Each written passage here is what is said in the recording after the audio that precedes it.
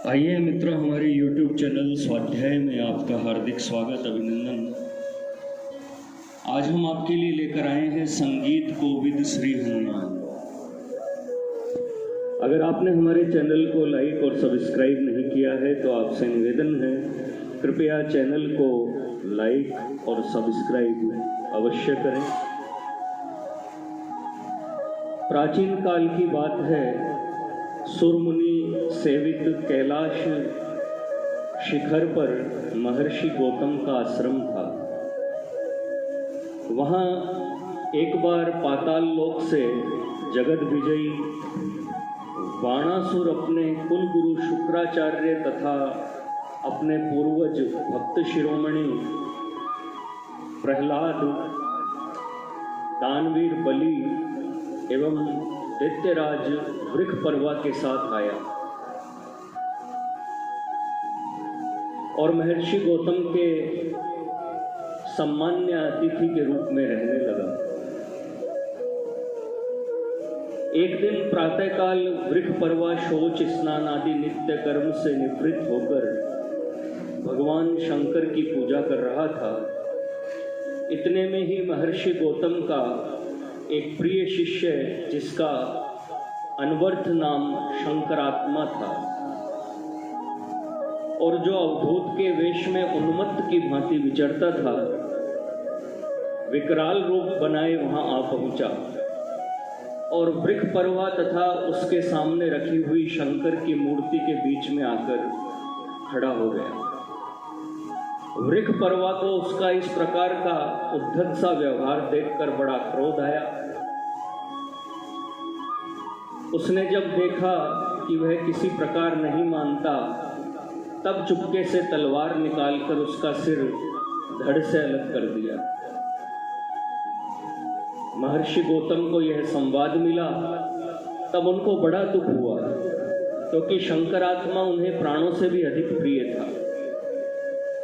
उन्होंने उसके बिना जीवन व्यर्थ समझा और देखते देखते वृषपर्वा की आंखों के सामने अपने योग बल से अपने प्राण त्याग दिए।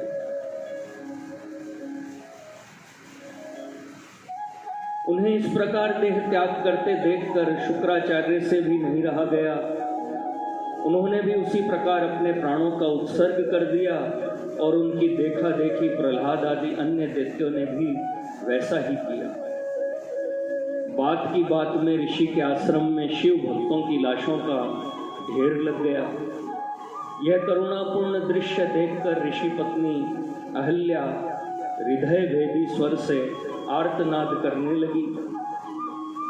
उनकी क्रंदन ध्वनि भक्त भयहारी भगवान भूत भावन के कानों तक पहुंची और उनकी समाधि भंग हो गई।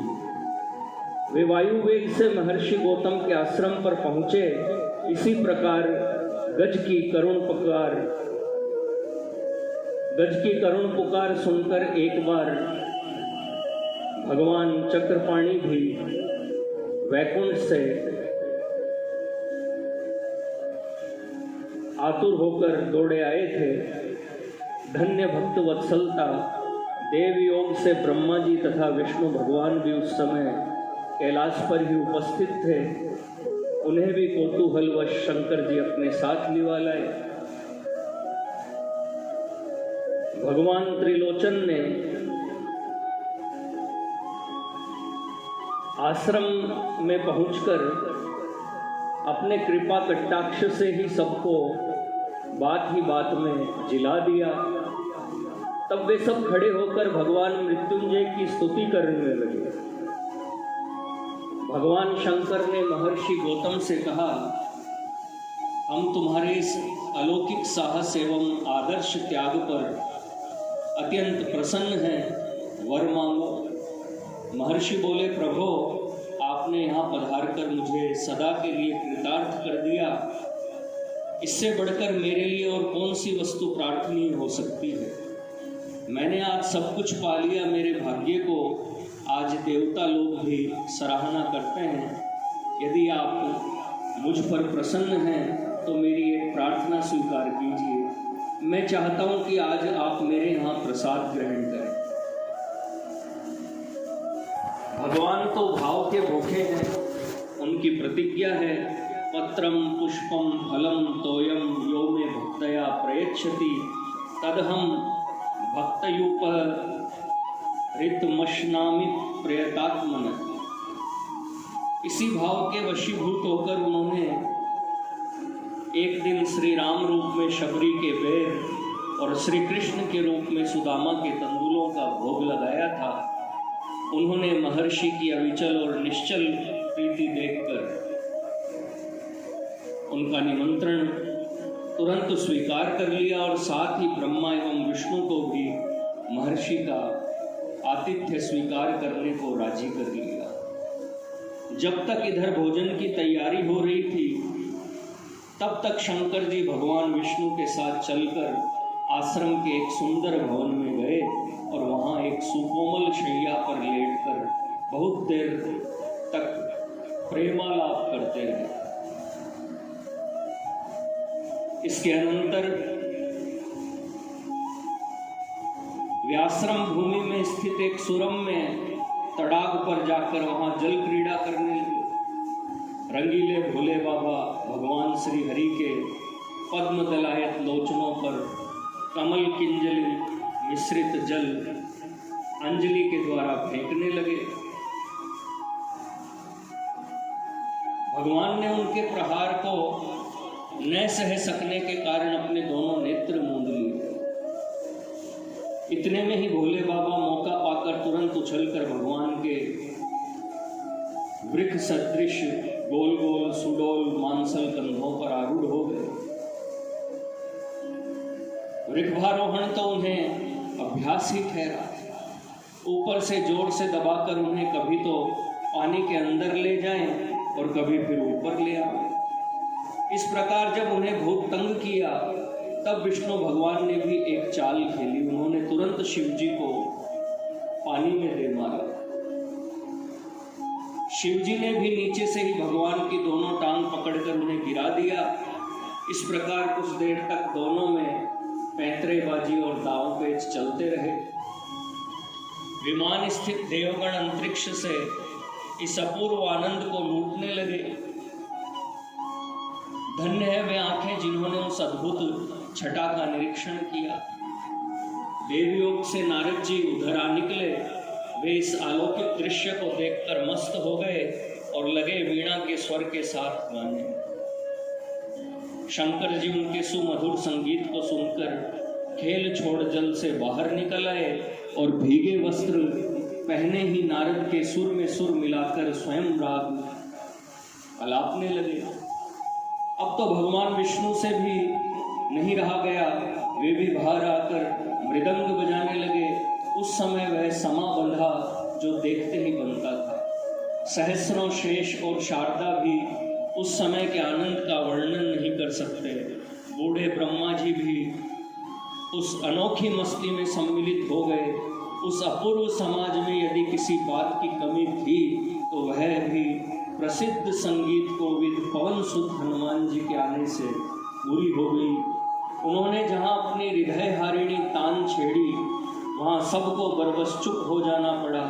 अब तो सब के सब निस्तब्ध होकर लगे हनुमान जी के गायन को सुनने। सब के सब ऐसे मस्त हुए कि खान पान तक की सुधि भूल गए।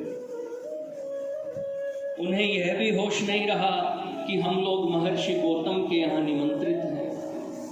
उधर जब महर्षि ने देखा कि उनका पूज्य अतिथि वर्ग स्नान करके सरोवर से नहीं लौटा और मध्याह्न बीता जा रहा है, तब वे बेचारे दौड़े आए और किसी प्रकार अनुनय विनय करके बड़ी कठिनाई से सबको अपने यहाँ लिवा लाए। तुरंत भोजन परोसा गया और लोग लगे आनंद पूर्वक प्रसाद पाने। इसके अनंतर हनुमान जी का गायन प्रारंभ हुआ। भोले बाबा उनके मनोहर संगीत को सुनकर ऐसे मस्त हो गए कि उन्हें तन मन की सुधि न रही। उन्होंने धीरे धीरे अपना एक चरण हनुमान जी की अंजलि में रख दिया और दूसरे चरण को उनके कंधे, मुख, कंठ, वक्ष स्थल, हृदय के मध्य भाग, उदर देश तथा नाभि मंडल से स्पर्श कराते हुए मौज से लेट गए। यह लीला देखकर विष्णु जी कहने लगे, आज हनुमान जी के समान सुकृति विश्व में कोई नहीं। जो चरण देवताओं को भी दुर्लभ है तथा वेदों के द्वारा अगम्य है, उपनिषद भी जिन्हें प्रकाश नहीं कर सकते, जिन्हें योगी जन चिरकाल तक विविध प्रकार के साधन करके तथा व्रत उपवास आदि से शरीर को सुखाकर क्षण भर के लिए भी अपने हृदय देश में स्थापित नहीं कर सकते, प्रधान मुनीश्वर सहस्र कोटि संवत्सर पर्यंत तप करके भी जिन्हें प्राप्त नहीं कर सकते, उन चरणों को अपने समस्त अंगों पर धारण करने का अनुपम सौभाग्य आज हनुमान को अनायास ही प्राप्त हो रहा है। मैंने भी 1000 वर्ष तक प्रतिदिन सहस्र पद्मों से आपका भक्ति भाव पूर्वक अर्चन किया है, परंतु यह सौभाग्य आपने मुझे कभी प्रदान नहीं किया। लोक में यह वार्ता प्रसिद्ध है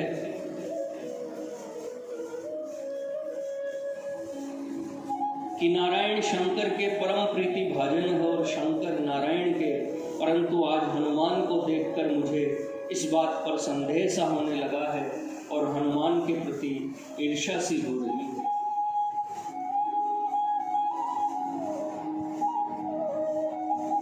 मया वर्ष सहस्रम तु सहस्राम जय तथान्वहम भक्तया संपूजितो पीशपादों दर्शितस्तवया लोके वादो ही सुमहान शंभुर्नारायण प्रिय हरिप्रियस्तथा शंभोर्न तादृग भाग्यमस्ति।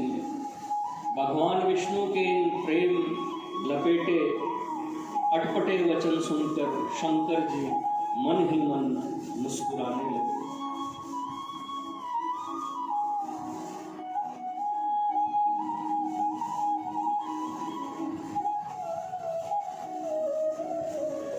मित्रों, यह थी संगीत कोविद श्री हनुमान इस शीर्षक से एक छोटी सी संक्षिप्त ज्ञान चर्चा। अगर आपको हमारा चैनल पसंद आए तो इसे लाइक और सब्सक्राइब अवश्य करें। धन्यवाद।